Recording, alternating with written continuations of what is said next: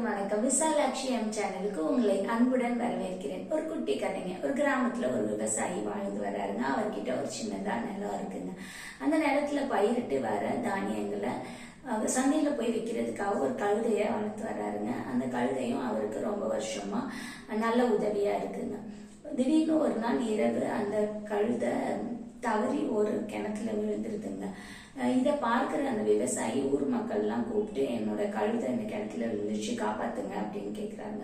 அப்போ ஊர் மக்கள்லாம் சொல்றாங்க, உன்னோட கழுதை ரொம்ப பழைய கழுதை தானப்பா, அந்த கிணறும் ரொம்ப பழசு தான், நம்ம கல் மண் செடியெல்லாம் போட்டு அந்த கிணத்த மூடிடுவோம், அந்த உன்னோட பழைய கழுதையும் அது உள்ளே சாகட்டும் அப்படின்னு சொல்லிடுறாங்க. இந்த விவசாயியும் சரின்னு சொல்லிடுறாருங்க. அப்போ மக்கள் கல் மண் செடி இதெல்லாம் அந்த கிணத்துக்குள்ள போட ஆரம்பிச்சோடனே இந்த கழுதைக்கு ஒண்ணுமே புரியலங்க. என்னடா இது, நம்ம மேல இப்படி கல்லாம் வந்து விழுது, மண்ணெல்லாம் வந்து விழுது. அப்புறம் அந்த கழுதை என்ன யோசிக்குதுன்னா, இந்த கல் மண் மேல எல்லாமே நம்ம ஏறி நின்று வெளியில போயிடணும் அப்படின்னு யோசிக்குதுங்க. அப்படி யோசிச்சுட்டு அவங்க போடுற கல் மேல மண் மேல ஏறி நின்னாலும் அதால வலியை தாங்கவே முடியலங்க. அந்த கற்கள்லாம் அந்த கழுதை மேல படும்போது அந்த கழுதைக்கு ரொம்ப வலியும் வேதனையுமா இருக்குங்க.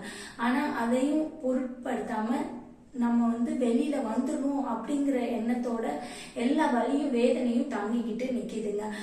அந்த கல் மண்ணு மேல ஏறி ஏறி நின்றுட்டு வருதுங்க. அப்புறம் கொஞ்ச நேரம் கழிச்சு பார்த்தா கிணறே மூடிடுதுங்க, கழுதை மேல வந்துடுதுங்க. கதையோட நீதி, விடாமுயற்சி வெற்றியை தருங்க. அந்த கழுதை மாதிரி பொறுமையாவும் சகிப்பு தன்மையோடையும் வழிய தாங்குற ரகசியமும் தெரிஞ்சிருந்தோம்னா நம்ம எந்த விஷயமா இருந்தாலும் சுலபமா வெற்றி பெறலாங்க.